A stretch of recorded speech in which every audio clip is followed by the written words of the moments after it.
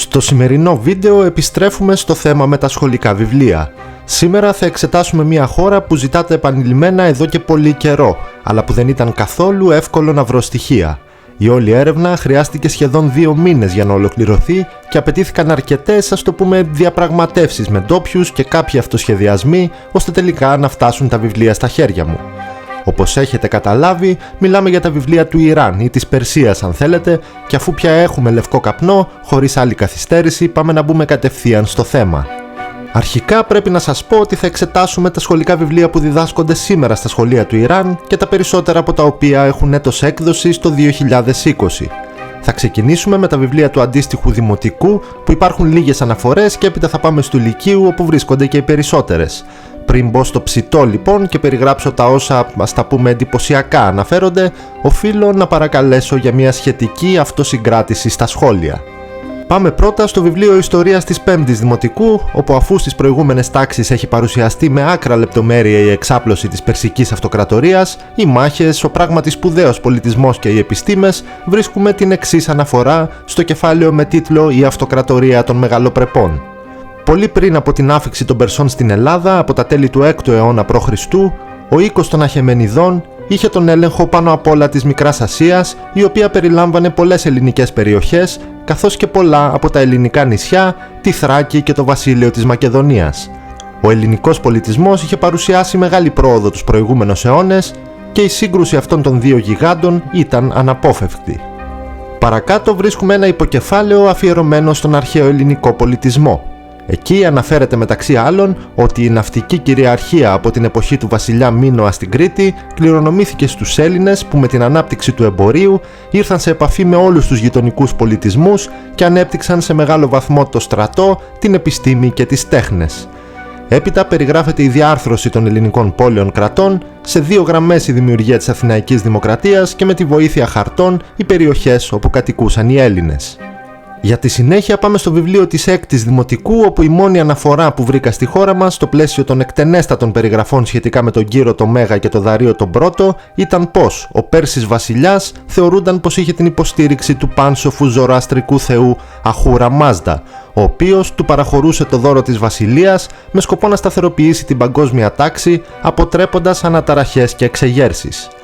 Γι' αυτό οποιαδήποτε επανάσταση συνέβαινε κατά της περσικής εξουσίας θεωρούνταν πως εναντιονόταν στην ίδια τη θεϊκή βούληση και έτσι έπρεπε να κατασταλεί. Για το λόγο αυτό ξεκίνησαν και οι συγκρούσεις με τους Έλληνες σε ένα μικρό τμήμα της αχανούς περσικής αυτοκρατορίας. Έπειτα προχωράμε στο βιβλίο Ιστορίας της αντίστοιχης 1ης Γυμνασίου. Εκεί παρουσιάζονται οι ελληνοπερσικοί πόλεμοι κάπως επιδερμικά και πάντα στα πλαίσια της επέκτασης της περσικής αυτοκρατορίας. Πιο συγκεκριμένα σε ένα σημείο περιγράφεται το εξής.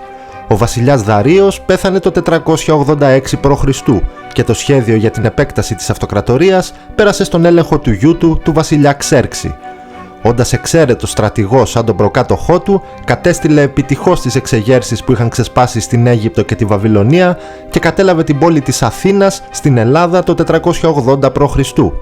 Εκεί, από τις συνεχείς εξεγέρσεις, κατάλαβε πως οι Έλληνες δεν θα μπορούσαν να ενταχθούν ποτέ στην Περσική Αυτοκρατορία και ύστερα από τις ήττες που υπέστη στη θάλασσα, Σαλαμίνα, αλλά και στη Στεριά, Πλατεές και Μύκαλη, αποφάσισε να εγκαταλείψει το εγχείρημα και επέστρεψε στα εδάφη της βασιλείας του. Για το ίδιο θέμα βρίσκουμε και στο βιβλίο της 3ης Γυμνασίου μία αναφορά σε ένα επιμέρους κείμενο που γράφει πολύ συνοπτικά το εξής. Παρά τα μεγάλα επιτεύγματά του ως αρχιστράτηγος και πολιτικός, ο Μέγας Δαρείος μνημονεύεται στη Δύση συνήθως ως τύραννος που είδε τα αιμονικά σχέδιά του για κατάκτηση της Ελλάδος να ματαιώνονται ύστερα από τη συντριβή του στη μάχη του Μαραθώνα.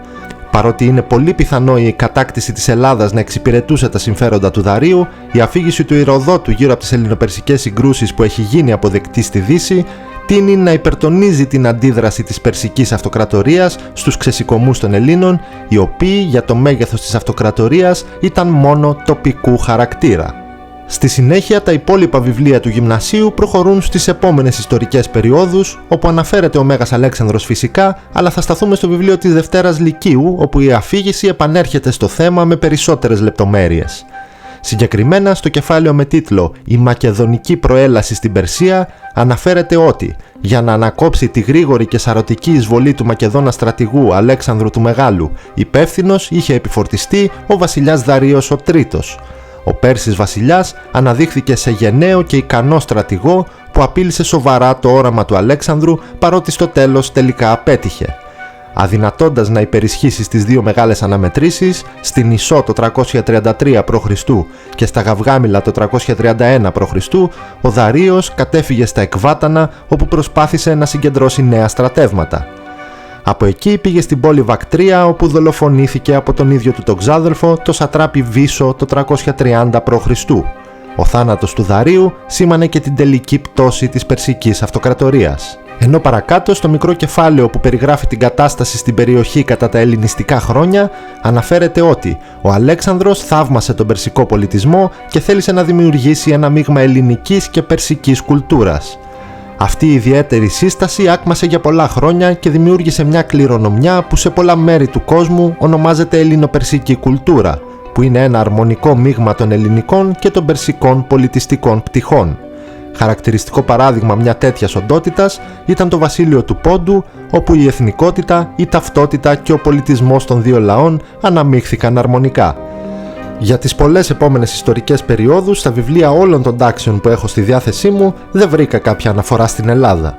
Φυσικά περιγράφεται η περίοδος του Μεσαίωνα, όπου γίνονται αρκετές αναφορές στο Βυζάντιο, αλλά σε κανένα σημείο δεν υπάρχει έστω κάποια ένδειξη ελληνικότητάς του. Μάλιστα περιγράφεται πάντα στο πλαίσιο των περιγραφών για τη Ρωμαϊκή Αυτοκρατορία και πολλές φορές όλοι οι δυτικοί αναφέρονται απλώς ως χριστιανοί, χωρίς να υπάρχει διάκριση ακόμα και για τα έτη που ακολούθησαν το σχίσμα των εκκλησιών. Για τα γεγονότα των παγκοσμίων πολέμων και γενικά για τη σύγχρονη ιστορία, θα έλεγα, στα σχολικά βιβλία του Ιράν η Ελλάδα παραμένει άφαντη. Κλείνοντας, δεν μπορώ να μην αναφέρω κάτι εξωφρενικό για τα δικά μας δεδομένα, παρότι δεν αφορά τη χώρα μας. Σε ορισμένες σελίδες στα βιβλία θρησκευτικών, ιστορίας και κάτι σαν κοινωνικής αγωγής, στα πλαίσια κανονικών περιγραφών στο κείμενο, υπάρχουν σκίτσα και ζωγραφιές που απεικονίζουν κανονικότατους αποκεφαλισμούς και κρεμάλες. Είναι κάτι που μου έκανε φοβερή εντύπωση και για να είμαι ειλικρινής στην αρχή αρνήθηκα να το δεχτώ, αλλά το έλεγξα διπλά και το επιβεβαίωσα. Κάπου εδώ λοιπόν όλα τα στοιχεία που κατάφερα να βρω έχουν ήδη παρουσιαστεί. Επομένως το σημερινό βίντεο φτάνει σιγά σιγά προς το τέλος του.